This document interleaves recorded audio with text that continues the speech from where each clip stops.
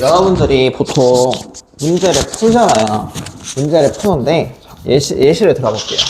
여러분들한테 1시간의 시간이 있다 쳐봅시다.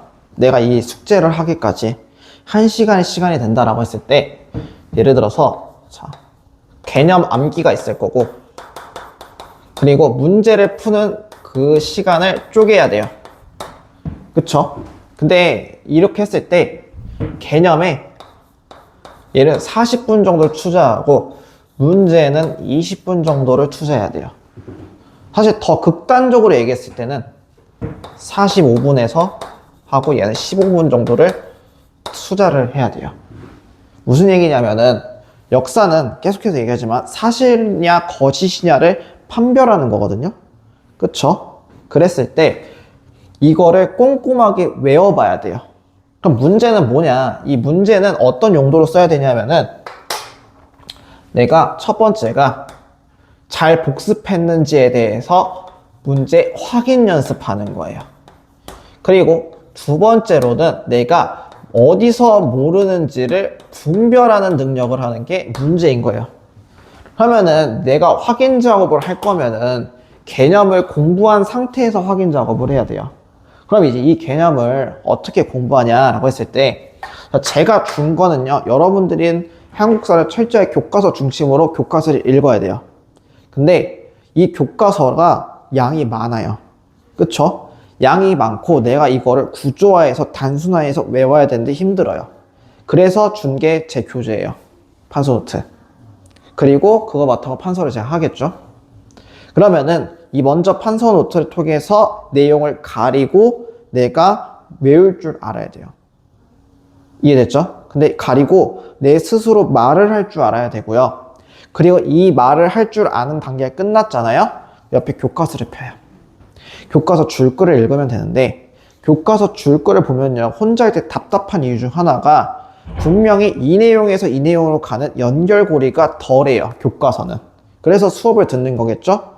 그래서 여러분들이 읽으면서 그 연결고리가 자연스럽게 엮여지면은 외워진 거예요. 읽으면서 그게 나와요.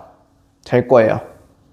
그게 끝났죠? 그러면은 여기까지가 사회학습의 방법이고 사회랑 똑같아요. 근데 한국사의 다른 점은 그림이랑 지도를 다 봐야 돼요. 그림, 지도, 기록사료 다 봐야 돼요. 이게 뭔지를 엮어야 돼요. 숙제가 주는 그 사료들은 철저하게 교과서 기반으로 해서 만들었어요. 교과서 기반과 우리 여러분들이 생각해야 될 것들, 그거 기반으로 해서 만들어진 거예요.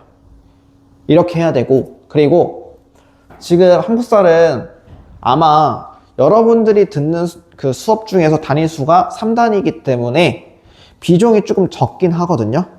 그래서 아마 후순위로 제일 많이 밀릴 거예요. 근데 제일 감당이 안 돼요. 양이 너무 많아서. 아마 제 예상으로는 A파트는 고려시대까지 나올 것 같고요.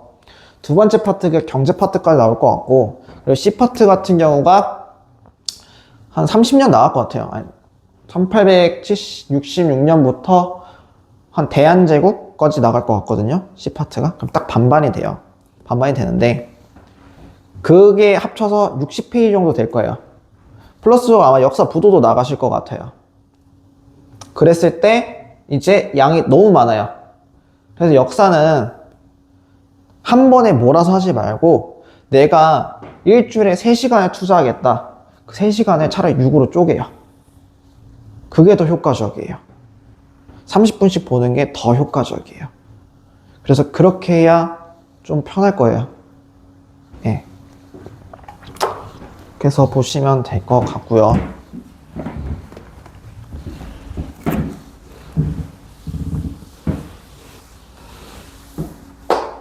하고 내일 답지를 올려드려요. 답지는 다 제 손글씨예요. 손글씨로 해서 다 올려드릴 거니까 채점하고 모르는 거 있으면 물어보시면 돼요. 혹시 또 궁금한 거 있어요? 없어요? 그럼 제가 궁금한 걸 요즘 물어볼게요. 이번 주에 지금 너 어디까지 나왔어요? A, B, C 다.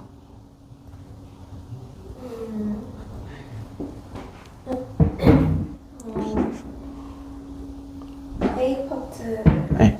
나왔는데 네.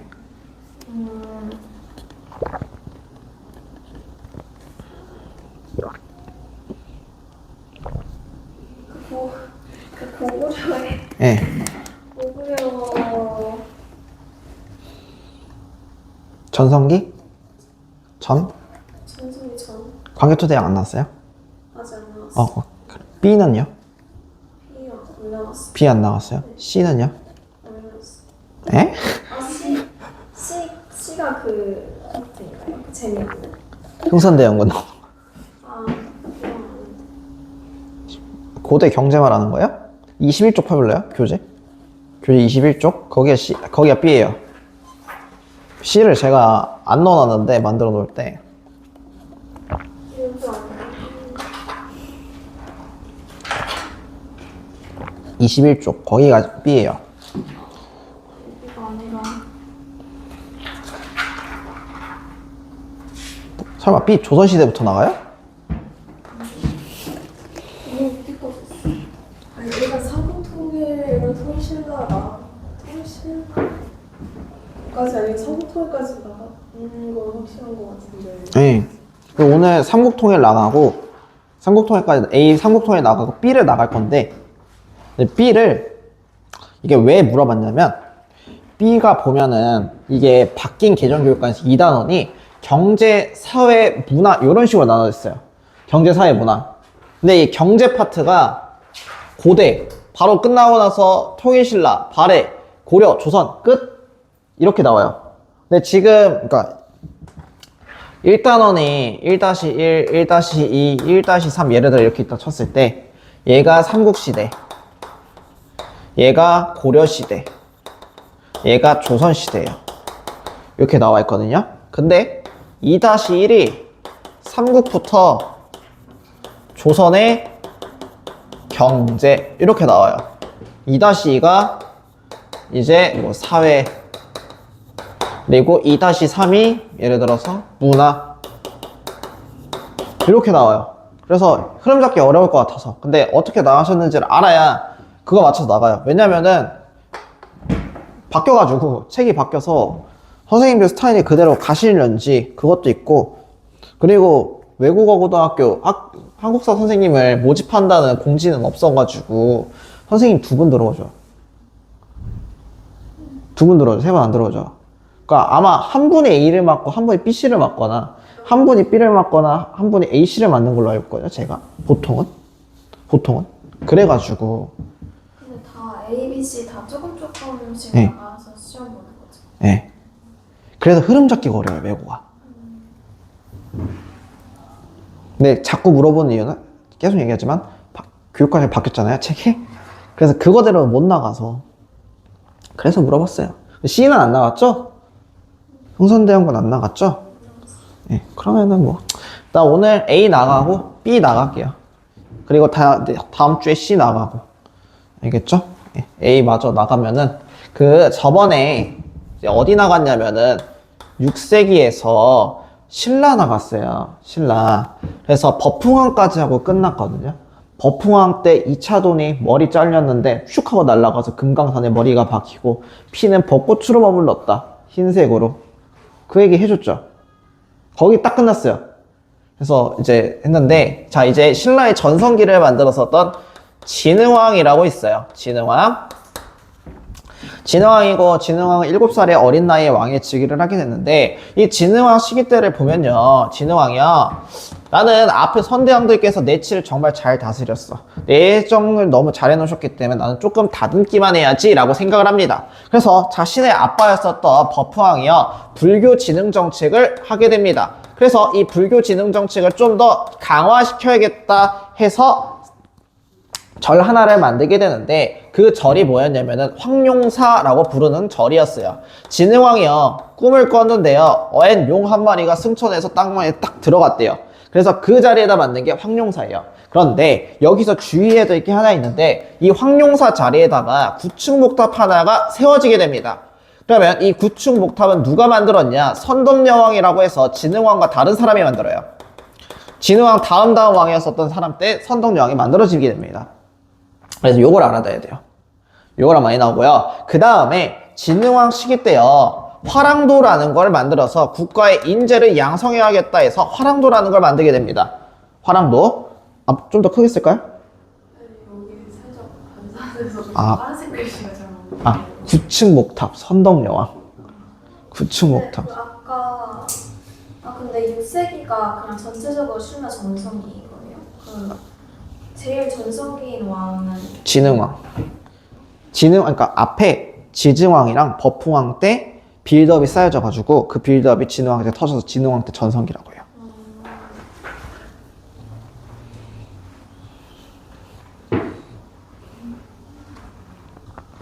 고구려는 광개토대왕이랑 장수왕이랑 하는 게 둘 다 전성기는 맞거든요. 근데 교과서설은 장수왕을 전성기라고 봐요. 백제는 근초광이고. 그래서 화랑도를 육성을 하게 돼요. 화랑도를 육성하고 이 화랑도를 육성하게 되면서 얘네들한테 너희들은 이 5개의 규율을 바탕으로 해서 앞으로 수련을 해야 된다라는 내용이 나오는데 이게 바로 원강의 세속오계입니다. 원강의 세속오계.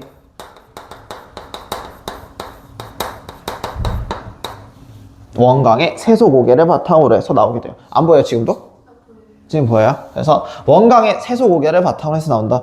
저번 시간이랑 분필이 다른 게요. 제가 여기를 선생님들이 개인 분필 쓰는 걸 몰랐어요. 오늘 와서 알아가지고. 그래서 원래는 저도 들고 다니는데 저번 시간에는 수학 선생님 분필이 있어서 그걸 썼어요. 근데 여기 모든 반이 그런 줄 알았는데 아니었더라고요. 그래서 그거 못 갖고 왔어요, 제가. 도착해서 알아가지고 다음 시간에는 제 분필을 갖고 올 거예요. 그래서 이 원강의 세속오계인데 이 원강이 같이 나올 수 있는 게 원강이란 사람이 예전에 이 류의 걸사표라는 게 있어요. 걸사표. 이게 뭐냐면은 혹시 을지문덕이라고 들어봤어요? 을지문덕인데 요게 이제 이 다음 세기 7세기 때 을지문덕이 활약했었던 살수대첩이 있었어요. 그 살수대첩 때 고구려랑 수나라랑 싸우다 보니까 이때 신라의 사람이 저희를 또 같이 싸울게요 하면서 수나라랑 동맹을 요청하는 그런 제안서를 보내게 됩니다. 그 제안서를 썼던 게 원강이고 이걸 걸사표라고 불러요. 걸사표라 부르는데 이걸 왜 썼냐면은 사실 여러분들 교육과정에 안 나와요.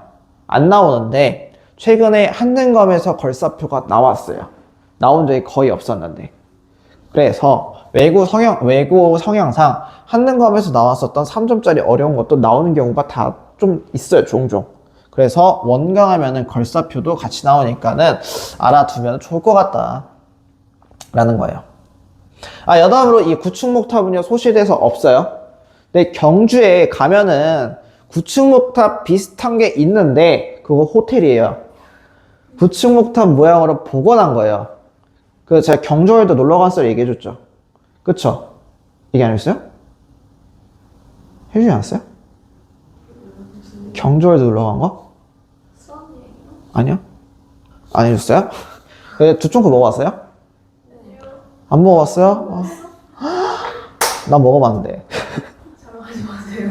한 번 먹었는데 그 경주월드를 갔어요. 친구들이랑 이제 같이 경주월드를 가는데 저보다 1살 위에 형이 있어요. 근데 이제 그리고 또 다른 친구랑 놀러 갔는데 그 형 말고 또 다른 친구가 여자예요. 그래서 걔가 두쫑코를 사준 거예요. 제 돈 주고는 안 사 먹어요. 그래서 사줘서 먹었는데 먹으면서 가는데 이제 자기가 둘 다 이과예요. 그래서 문과를 이제 막 하는 게 있어요. 근데 이제 막 얘기하는데 자기가 오면서 큰 목탑을 봤대요. 근데 그게 황룡사 9층 목탑이라고 저한테 빡빡 우기는 거예요. 난 사학과인데 내가 모를까? 내가 그냥 복원이 안 된 걸로 알고 있는데 지금 맞다고 내기할래? 그랬죠. 근데 이 내기를 하는데 경주월드에서 주차장이 좀 멀었어요. 거기까지 업고 가는 걸로 내기합시다 이런 거죠. 그래서 콜 이랬는데 진짜 호텔이었던 거죠. 그래서 그 양반이 저를 업고 갔어요. 네. 그래서 이 구충목탑 하면은 그 썰이 생각이 나요. 경주월드 가서 놀러 가기 전에 그 형 이제 진을 다 뺐는데 문제는 그 형이 저한테 복수하겠다고 롤러코스터를 계속 타자고 하는 거예요. 제가 한 번 끌려갔거든요. 가서 죽는 줄 알았어요. 드라켄 타는데. 그 발이 사라지니까 발이 이렇게 막 덩덩 떨어다니거든요. 경주에도 가봤어요? 거기 롤러코스터 이렇게 타면은 빙글빙글 돌아요. 돌고 그리고 탈 때 보통 롤러코스터 하면 발판이 있잖아요. 발이 이렇게 맞대고 있는데 그건 발판이 없어요. 그래서 날아갈 때 내 발도 이렇게 같이 날아가요. 이러고. 그래갖고 저는 살면서 바이킹도 간신히 탔던 사람인데 클라이막스를 장식하겠다고 바이킹을 타고 바이킹의 맨 앞자리에 탄 사람인데 그걸 롤러코스터에 탄다고 생각해봐요. 거기다가 우리나라에서 제일 빠르대요. 이렇게 올라갔다가 내려가는 게 제일 길고. 그래서 죽다 살아났어요. 그래서 이거 우기다가 죽다 살아났었다라는 거. 아무튼 그래서 이런 식으로 내정을 잘 살폈어요. 그러니까 내정이 안정화되니까 이제 밖으로 나가야겠죠. 근데 진흥왕 시기 때요, 백제랑 동맹을 맺었었어요. 그러니까 낮에 결혼 동맹이 활성화됐던 시기였기 때문에 백제랑 연합을 해서 이때 한강 지역을 수복하게 됩니다. 그래서 백제랑 연합을 해서 이제 한강 지역을 얘네가 처음으로 차지를 하게 돼요. 자, 그러면 여기서 문제. 이 백제의 왕은 누구였을까요? 배웠어요, 저번 시간에. 목이 잘린 백제의 왕. 신라랑 연합을 해서 목이 잘렸다. 누굴까요? 그게 백제의 성왕이에요. 백제의 성왕이랑 같이 연합을 해서 고구려가 차지하고 있었던 한강 지역을 이때 차지를 하게 됩니다. 그리고 백제를 배신을 하게 돼요. 그래서 백제를 배신을 하게 되면서 이에 화났었던 백제랑 전쟁을 하게 되는데 이 전투가 바로 관선선 전투였죠. 그래서 이 관선선 전투에서 싸우고 나서 성왕을 죽이고 신라가 승리를 하게 되면서 이제 한강 지역 전체를 차지하게 됩니다. 그리고 플러스 쪽으로요, 이때 고구려의 북쪽까지 공격을 하게 됩니다. 이게 원래는 백제랑 신라가 연합을 해서 고구려의 북쪽을 공격을 하려고 했었는데 이제 고구려가 신라랑 내통을 해서 둘이 밀약을 맺어요. 그래서 신라가 백제를 공격했거든요. 근데 이 백제를 완벽하게 굴복시켰던 신라가 이제는 우리의 목표는 고구려에 대해서 고구려를 공격해버려요. 그래서 고구려를 공격하게 되면서 이때 함경도 지역까지도 차지하게 됐었다 라고 보면 돼요. 그러면은 이렇게 차지했었던 진흥왕은요, 자신의 업적이 뛰어나요. 그래서 이런 업적을 보여주기 위해서 비석을 세우게 되는데 이게 바로 4개의 순수비예요. 4개의 순수비랑 플러스적으로 1개의 적성비를 세우게 됩니다. 그리고 이 적성비가요, 시험 문제에 많이 나오게 되는데 요게 단양 신라 적성비예요.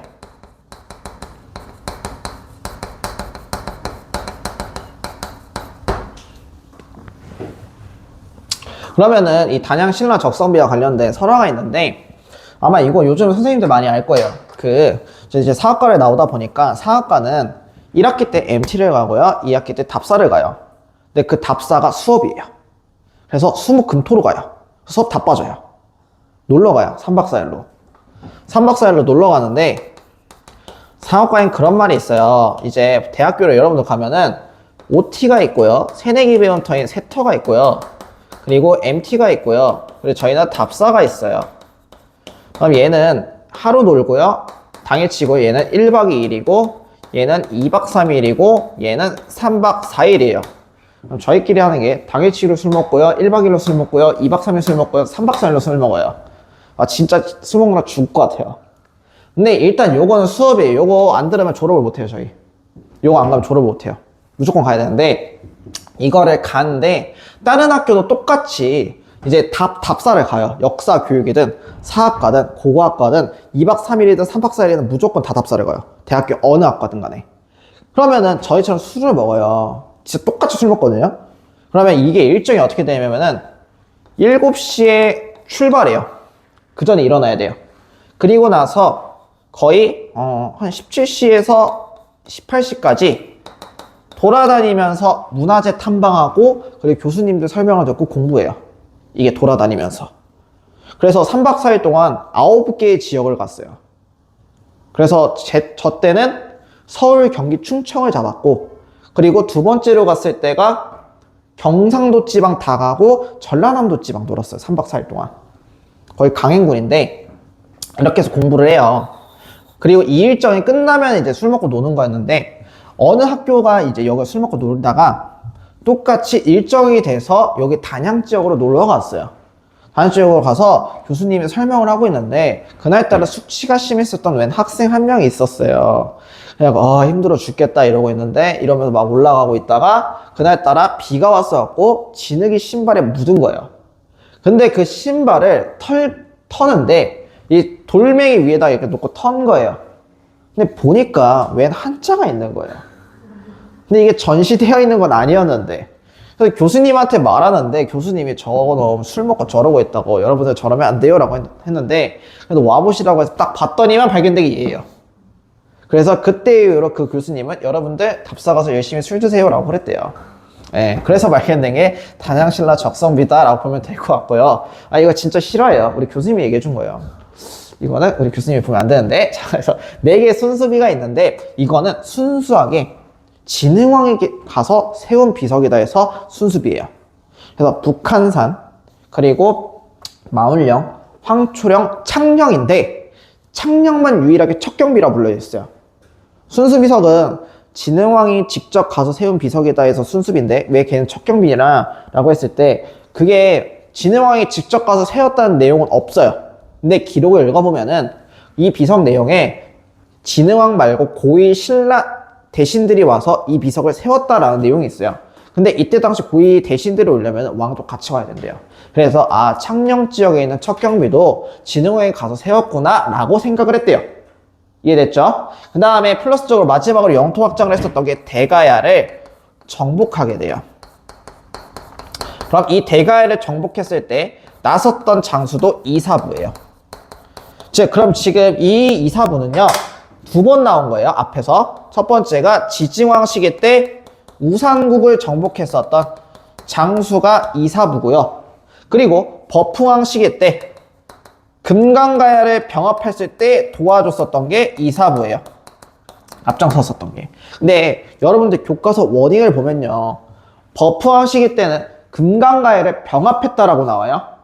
진흥왕 시기 때는요. 대가야를 정복했다라고 나와요. 자, 병합은요, 합친 거예요. 정복은요, 꿀린 거예요. 자, 저번 시간에 얘기했지만, 금강가야의 마지막 왕은요, 김구애라고 불렀어요.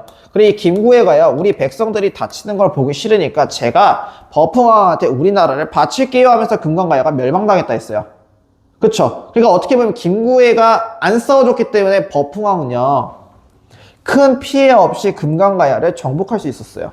그래서 버퍼왕 시기 때 신분제였었던 골품제가 만들어졌고 그 골품제에서 진골의 귀족을 김구애한테 줬다라고 얘기했어요. 여기까지 이해됐어요? 그쵸? 그래서 교과서 워딩이 금강가야를 병합했다라고 나와요.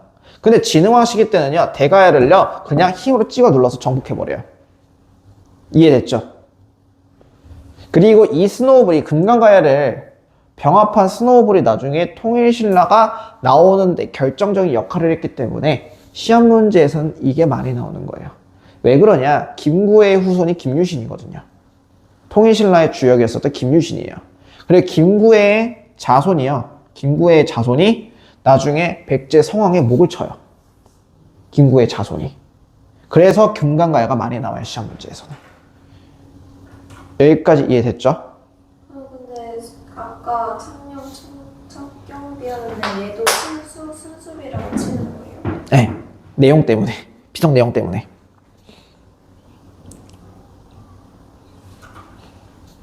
네. 또 이해 안 되는 거 있어요? 그러니까 그 백제에서 몸이 잘렸다고 하는 왕이 그 성왕인데 네.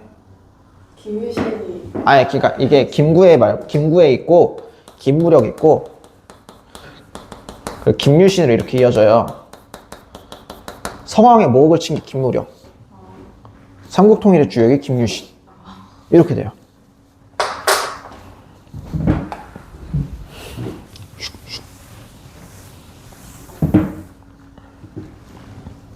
그 다음에 지금 진흥왕이 이렇게 하다 보니까 자기 업적이 너무 뛰어나. 그래서 비석까지 세웠어요. 근데 이걸로 만족이 안 돼요. 그래서 책을 편찬하겠대요. 그래서 거칠부 보고 국사를 편찬하도록 얘기해요. 거칠부 보고 국사 편찬하도록 시켜요. 거칠부 국사 편찬. 근데 이거 현존할 거야, 안 할 거야? 안 해요. 알겠죠? 거칠부 보고 국사를 편찬하도록 한다. 해서 여기까지가 진흥왕이에요. 다음에 이제 7세기. 7세기.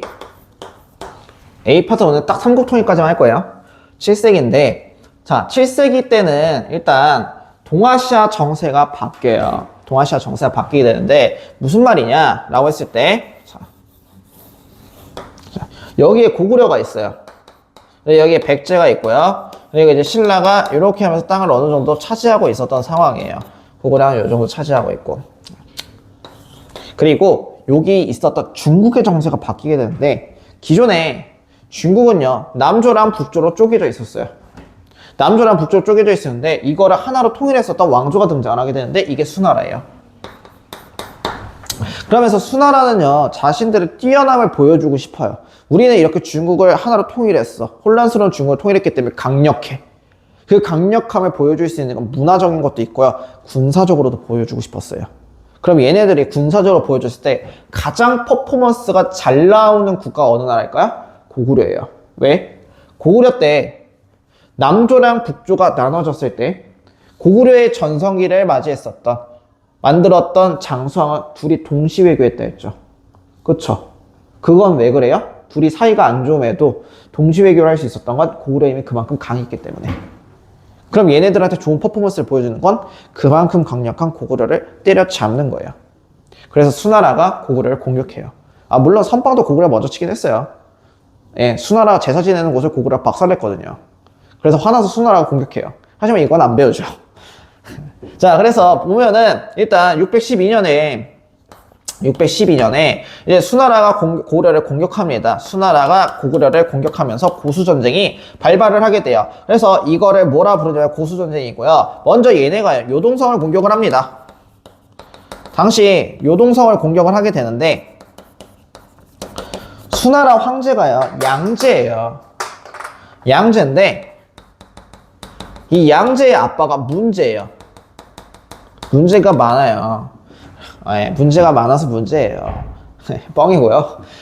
네, 이 사람이 어떤 경우냐면 원래는 승상이었어요. 근데 자기가 다른 왕을 쳐버리고 나서 이 사람이 왕이 됐거든요. 그리고 나서 이 사람 때 수나라가 엄청 발전해요. 몇십 년 동안 수나라가 일을 안 해도 먹고 살 수 있을 만큼 세금을 만들어요. 그리고 그걸 아들이 방탕하게 다 써버려요. 여러분들이 배웠었던 대우나라든가 아니면 고구려를 공격한다든가. 그리고 이미 문제가 고구려 공격했다 깨졌거든요. 그래, 공격하지 말아라 했는데 아빠 말 안 들어 이러면서 나는 아빠가 달라 이런 거죠. 그래서 이때 양제가 고구려를 공격했고 요동성을 공격했지만 이게 함락을 못 지켜요. 그러다 보니까 안 되겠다, 차라리 얘네들을 우회해가지고 고구려의 수도였었던 평양성을 공격해야겠다라고 생각을 해요. 그래서 30만의 별동대를 보내가지고 고구려를 공격해야겠다 해서 평양성 앞까지 이들이 도달을 하게 됩니다. 그리고 이때 별동대를 이끌고 있었던 장수들이 있었는데, 이게 우중문이라고 부르고요, 우술문이라고 부르는 이 형제들을 보내게 됩니다. 그리고 나서 이를 대처했었던 장수가 누구냐라고 했을 때는 그게 바로 우리가 알고 있는 을지문덕 장군이었죠. 그래서 이 을지문덕 장군이 평양성 앞에서 이들을 어떤지 상황을 보기 위해서 이들의 기지로 찾아가게 됩니다. 찾아가다 보니까 아니나 다를까 얘네들이 힘들어 지쳐서 죽으려고 그래요. 왜 그랬냐면은 이미 얘네가 우회에서 돌아온다는 소식을 듣고 을지문덕 장군이요, 얘네들한테 꼬리를 막 살랑살랑 흔들어요. 이리 오렴 이러면서, 이리 와, 우리는 약해, 이리 와, 이런 거예요. 그럼 얘네가 막 돌아오면서 딱 쳐버려야지 라고 하는데 이게 자꾸 도망가요. 근데 얘네가 빠르게 고구려를 공격하기 위해서 식량을 안 들고 왔어요. 최소한의 식량만 들고 온 거예요. 그럼 며칠 있으면 분명히 이들의 식량은 떨어지거든요. 그래서 그걸 알고 있었던 을지문덕이 청야작전이라고 해서 모든 마을을 다 불태워버리고 우물에는 돌을 풀어버려요. 백성들이랑 같이 피란을 간 거죠. 얘는 이미 굶어 있어요. 굶어 있으니까 면역력이 약해 있어요. 병에도 걸려 있어요. 그러니까 얘는 이미 다 지쳐 쓰러져 있으니까 이때 을지문덕 장군이 너희가 물러가라 그러면은 우리 폐하께서요, 황제 폐하께 인사드리러 갈게요 라고 한 거예요. 그래서 이미 얘네 지쳤잖아요. 그래서 얘네가 오케이 해서 물러나가고 있는데 이때 청천강 지역에 가서 얘네가 지나가고 있을 때 을지문덕 장군이 둑을 쳐가지고 물을 통해서 이들을 물리치게 됩니다. 이게 살수대첩이에요. 이게 612년에 있었던 일인 거죠. 여기까지 이해됐어요? 그래서 이때 고수전쟁에서 고구려가 승리를 거두게 됩니다.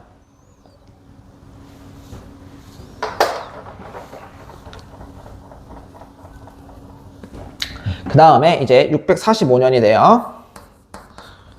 자, 이 사이 시기 때요. 수나라는 멸망해요. 근데 재정이 딸려갖고 멸망하게 되고요. 이제 동아시아에서는 당나라가 등장을 하게 됩니다. 그래서 또 고구려가 이제 하게 되는데 요 사이 시기 때 이 사이 시기 때 고구려도 정세가 반행이 돼요. 이때 영양왕이라고 해서 영양왕 때 고구려 vs 수나라가 있었어요. 근데 이거를 잘 막았었던 영양왕의 아들이 있었거든요. 그 아들이 누구냐면 영유왕이라고 불러요. 영유왕. 그래서 이때 수나라가 멸망하고 나서 당나라가 들어섰는데 이 영유왕은요, 나는 이 당나라가 들어섰을 때 당나라랑 대척하고 싶지 않아. 지금 우리나라는 힘들고 하다 보니까 당나라랑 친하게 지낼래 해서 친당 정책을 펼치게 됩니다. 그런데 이 영유왕의 친당 정책에 반대했었던 인물이 있었는데 그 인물이 바로 연개소문이었어요. 연개소문이 이거에 있어서 반대하게 됩니다. 우리가 왜 당나라 때 굴복해야 됩니까? 당나라랑 싸워야 됩니다 해서 연개소문은 반당 정책을 외치게 돼요. 나는 당나라의 싸움과 반대합니다 해서 나온 게 반당 정책이었었던 거예요. 그러다 보니까 영유왕 일파들이요, 당시 연개소문은요, 지금의 국무총리격인 망리지 자리에 올라와 있어요. 근데 망리지였었던 연개소문을 죽이려고 하다 보니까 오히려 연개소문이 영유왕을 죽여버려요. 그리고 나서 연개소문이요, 이 영유왕의 사촌 조카였었던 보자왕을 왕위에 앉히게 됩니다. 그리고 이 보자왕은 나중에 고구려의 마지막 왕이 돼요. 그리고 나서 이 보자왕한테 얘기해요. 저는요, 지금의 권력보다 더욱더 큰 권력을 원합니다. 그래서 망리지보다 더 큰 대자를 써서 대망리지 자리에 오르고 싶어요 라고 얘기해요. 그래서 대망리지 자리에 오르고요, 당연히 연개소문이 권력을 잡았으니까 얘는 반당 정책하겠죠. 그래서 이 반당 정책하다 보니까 당나라도 그 소식을 듣고 분명히 고구려를 공격할 게 뻔해요.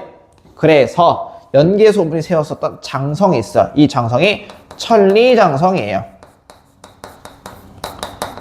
그래서 여기 있는 부여성부터 시작해서 비사성까지 천리의 장성을 세우게 됩니다. 그래서 부여성부터 비사성까지 요거를 세우게 된 거죠. 네, 이런 대비에도 불구하고 당나라가 쳐들어오게 됩니다. 그게 645년에 있었던 안시성 전투예요.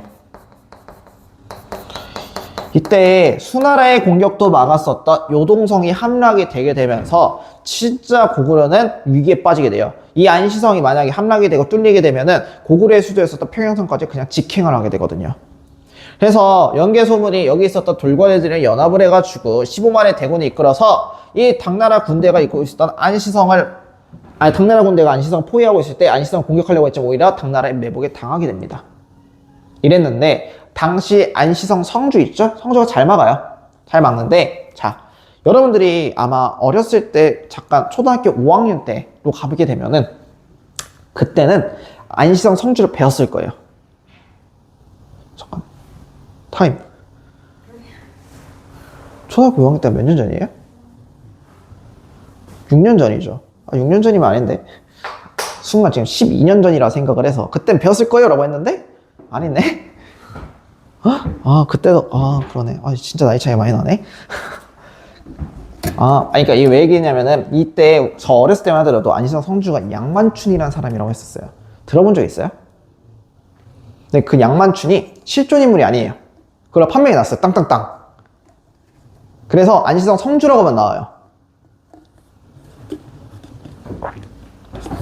그래, 안시성 성주의 활약이 있었는데 이때 어떤 활약을 하게 되냐, 안시성이 함락을 당할 뻔했어요. 근데 정말 성주랑 백성들이 잘 막았는데, 자, 요게 안시성이에요.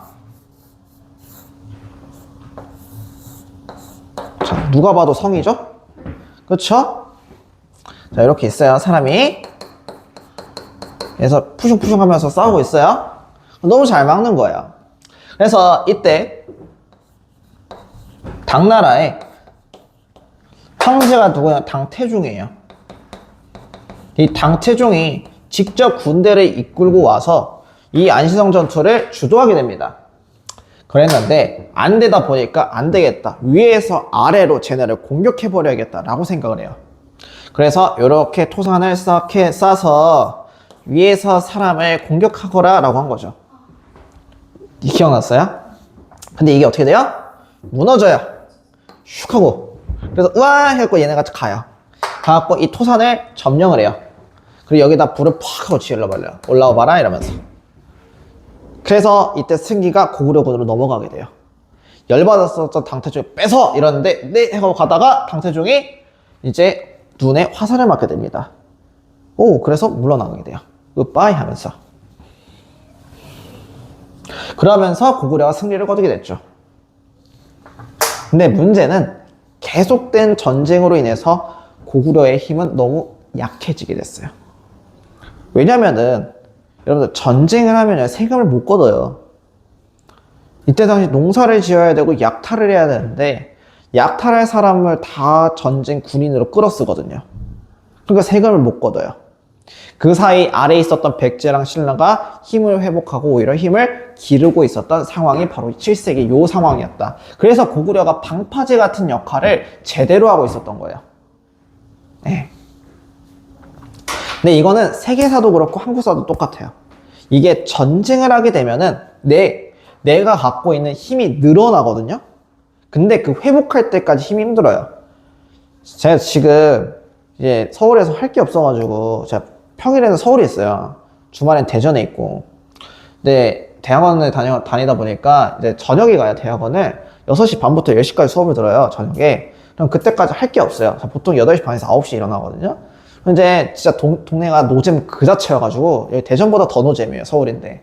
그래서 헬스를 했어요.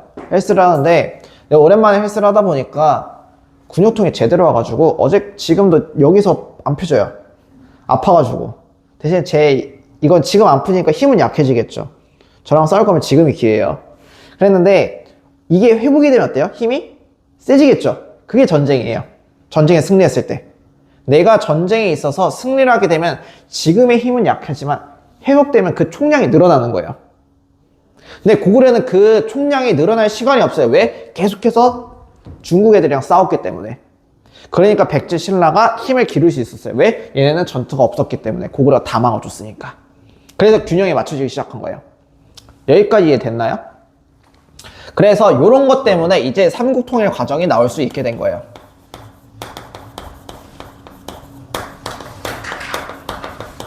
요건데요. 일단 먼저 이 과정의 시작을 보면요. 백제랑 신라랑 둘이 싸움이 있어서 해서 나온 게 바로 요 삼국통일 과정의 시작이다라고 보면 돼요. 그래서 먼저 백제요. 의자왕이라고 있어요. 의자왕이요. 신라의 대야성을 공격을 하게 됩니다. 대야성을 공격해서 이때 대야성을 함락하게 돼요. 근데 이 대야성에 성주가 있었는데요. 이 대야성의 성주가 당시 신라의 권력층이었었던 진골 권력층이었었던 김춘추의 사위였던 거예요. 즉 김춘추의 딸의 남편이었던 거죠. 성주가 성을 지키고 있던 성주가. 근데 대야성이 신라한테도 중요하지만 김춘추의 사위였는데 김춘추의 사위가 잡혀요. 목이 잘려요. 그리고 김춘추의 딸의 목도 잘려요. 그리고 나서 궁궐의 계단 밑에다가 이들의 목을 묻어버립니다. 그리고 신라 애들한테 조롱을 하게 돼요. 내가 우리 니들 하고 있다. 밟고 있다고. 좀 잔인하긴 한데 그래서 김춘추가 분노에 차게 돼요. 내가 그래서 저 백제놈들 밟아 죽여버려야겠다 라고 생각을 하는데 지금의 신라는 혼자 힘으로 안 돼요. 그래서 얘가 어떻게 하게 되냐, 가기 전에 고구려를 향해요. 김춘추가 동맹을 맺으려고 돌아다니는데 그 중에서 첫 번째가 고구려입니다. 그리고 이때 고구려랑 대척했었던 게 연개소문이에요.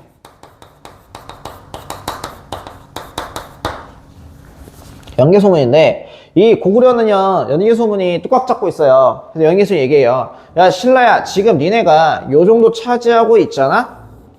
요 정도 차지하고 있는데 그 중에서 이 땅이랑 이 땅 주면은 내가 너 도와줄게. 이렇게 돼요. 지금 너희가 이 정도의 땅을 차지하고 있는데 이 땅과 이 땅을 주면은 우리가 너희 도와줄게 라고 하는 거예요. 그럼 신라 입장에서는 노다지 땅을 다 주는 거거든요. 안 주겠죠. 그래서 이제 김춘추가 그래요. 아유, 왜 그러십니까? 제가 이거 그래도 결정할 수 있도록 저희 왕과 의논해 볼게요 라고 한 거예요. 이때 김춘추 때 신라의 왕이요 선덕여왕이었거든요. 제가요 이 선덕여왕이 제 사촌 누나인데 사촌 누나랑 의논해 볼게요 라고 하니까 연개 소문이 아니 지금 너한테 의사가 없어. 너는 이걸 확답을 하기 전까지 못 가. 이렇게 해서 김춘추를 가둬버려요.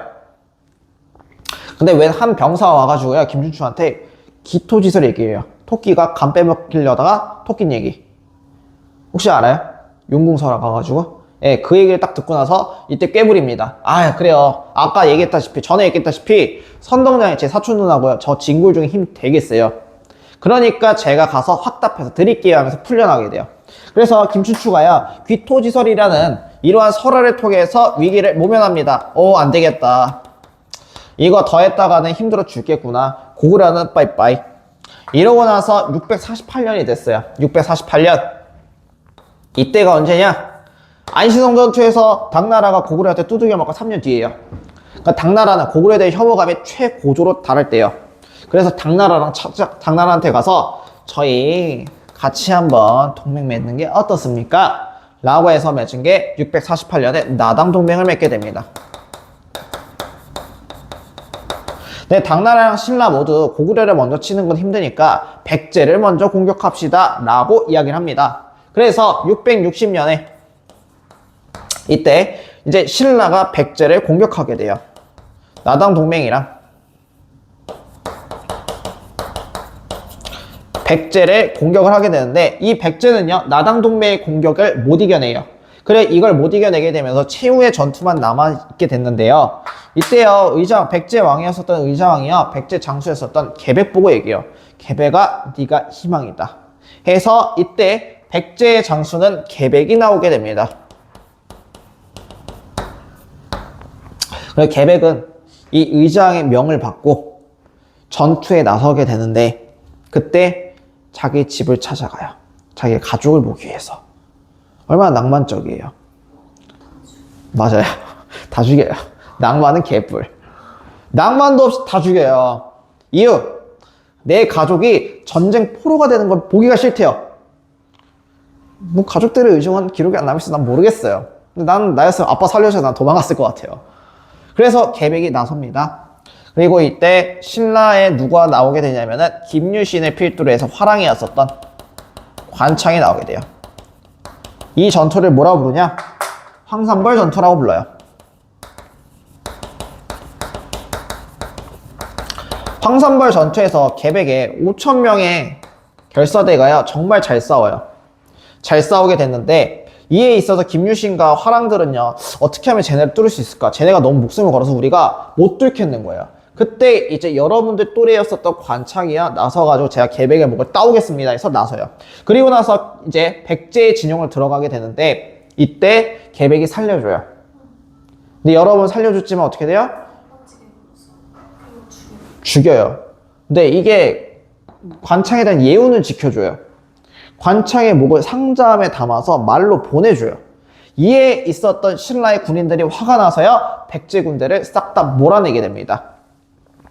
그래서 이걸 통해서 이 이후에 백제가 완전히 멸망을 하게 되죠.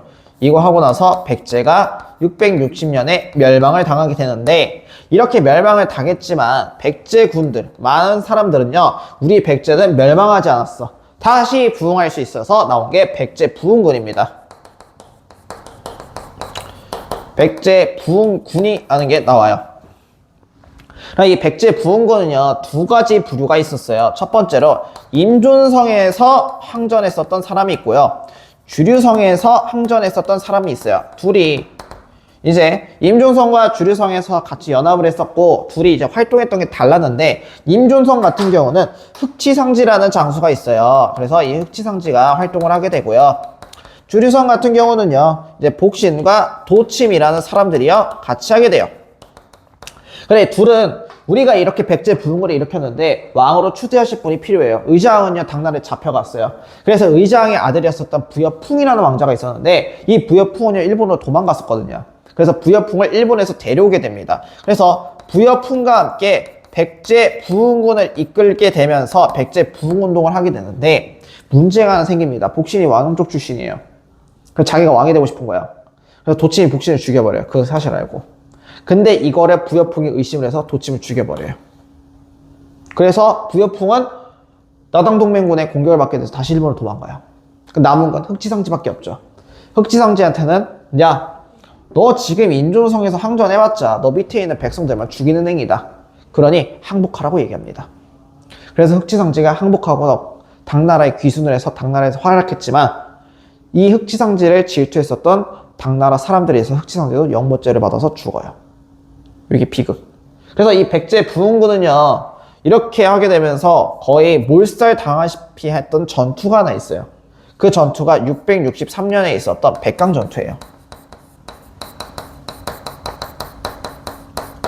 그래서 이 백강전투까지 하면서 백제 부흥군의 세력이 어느 정도 줄어든 상황에서 나당연합군은 이제 어디를 공격하냐? 고구려를 공격해요. 근데 고구려를 공격했는데 평양성을 딱 포위해가지고 고구려를 함락하자라고 했던데 연개 소문이 나서 다 박살내요.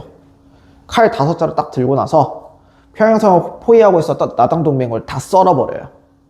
그래서 연개 소문이 죽기 전까지는 나당연합군이 고구려를 함락을 못 시켜요. 그러다가 668년이 됐어요. 그래서 부모님 말은 진리인 게요. 연개 소문이 죽기 전에요. 아들들아 싸우지 말아라. 사이좋게 지내라 이랬거든요. 개뿔 둘이 아버지 죽자마자 싸워요. 그리고 큰형이 동생한테 져요. 그래서 당나라에 항복해요. 그리고 당나라한테 모든 기밀을 다 말해줘요. 그래서 연개 소문이 사망하게 되면서 나덕연합군의 공격으로 인해서 고구려가 멸망당하게 돼요. 그럼 고구려도 부흥군이 나오겠죠. 그래서 고구려도 부흥운동군이 나오는데요. 이거 안승, 고현무, 건모잠 등이 항전을 하게 됩니다. 근데 이들은 나중에 진압이 되긴 돼요. 되는데, 자, 이 안승이라는 사람이 있죠. 안승은요, 보덕국이라는 곳을 만듭니다. 부흥운동군을 주도하면서 이 보덕국이요, 금마저라는 곳에서 만들게 되는데, 요게 지금의 익산이에요. 어디라고요? 익산. 고구려라고 하면은 뭔가 북한 지역에서 부흥군을 이끌 것 같잖아요. 근데 익산이에요. 여기. 익산이면은 거의 백제의 중심이거든요. 익산에 제일 유명한 미륵사지 석탑이라는 게 있어요. 근데 왜 어떻게 하면 여기다 세울까요? 자, 백제가 멸망하고 나서 이때 왕이 김춘추였는데 김춘추가 죽고 그의 아들이었었던 문무왕이 왕이 됩니다. 네, 문무왕은 분명히 당나라가 고구려까지 멸망시키게 되면은 우리 신라도 멸망시키려고 덤벼들 거다 그 생각을 해요. 그러다 보니까 어떻게 하지라고 했는데 그러면 차라리 부흥군을 이용해보자. 그래서 고구려 부흥군 보고 너희들 여기다가 나라 세우면 인정해줄게 이렇게 돼요. 그래서 이때 익산 지역에다가 보덕국을 세울 수가 있었던 거예요. 됐죠? 그리고 문무왕의 예견대로 이 고구려 멸망 부흥군은 당나라 군대에 의해서 멸망을 하게 되는데 힘이 줄어들게 됐는데 이 문무왕의 예상대로요 당나라가 우리나라를 간접 통치하겠다고 도읍을 한 도독부를 만들게 돼요. 그게 거기에 써져 있는 웅진, 계림, 안동이에요. 웅진, 안동, 도읍부, 계림, 도독부. 그러면 아까 백제 부흥운동이랑 네. 고구려 부흥운동 둘 다 실패한 거예요? 실패했어요. 근데 이게 있어요. 실패했는데 왜 나와요? 라고 하는데 그냥 코로나 같은 이렇게 좀 그런데 그냥 감기 같은 거예요. 우리 감기 다 나왔죠. 다시 나오죠. 그러니까 뭔가 세포는 남아있잖아요. 그러니까 규모를 본 거예요. 규모. 큰 규모가 나왔던 게 지금 배우는 여기 흑지상지, 복신도침, 안성, 고현무, 건모잠. 규모가 작았다. 그럼에도 부흥군은 남아있다. 라는 거예요. 그러다 보니까 당연히 신라랑 당나라랑 붙어야겠죠? 그래서 나온 게 675년, 이때부터 673년부터 백제랑, 나당연합군이 이제 와해가 돼서 나당 전쟁으로 들어가게 됩니다. 그러다가 이 나당 전쟁에 클라이맥스가 두 개 전투가 있어요. 첫 번째로 육군에서 싸웠던 매소성 전투가 있고요. 그리고 두 번째가 기벌포 전투가 있어요. 수군으로 싸웠었던 이 전투에서 승리를 거두게 되면서 신라가 삼국 통일을 할 수 있게 돼요. 아까 나당이 연합했었는데 지금은 나당이 싸우는 거예요. 네. 왜냐면 당나라가 도읍이랑 도독부 해갖고 간접 통치하겠다 했거든요.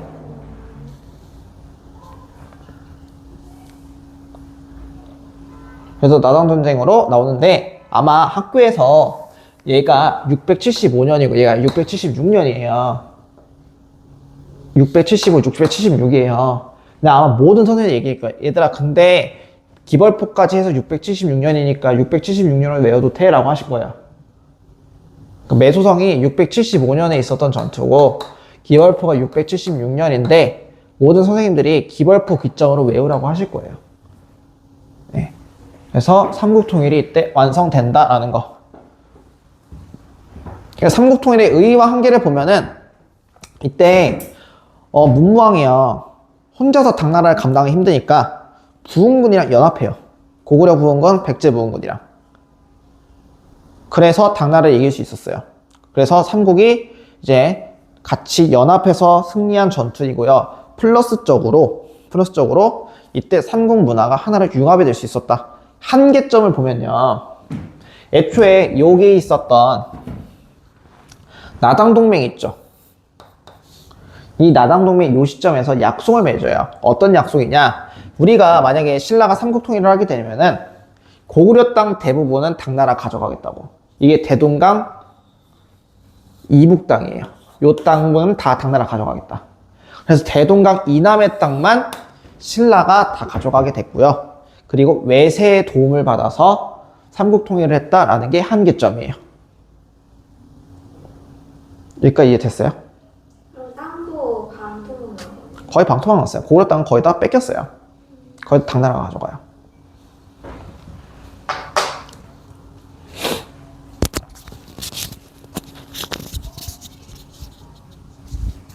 그래서 한 10분 정도 쉬었다가 이제 B 파트로 갈게요. 여기가 삼국통일 이거 한 개예요.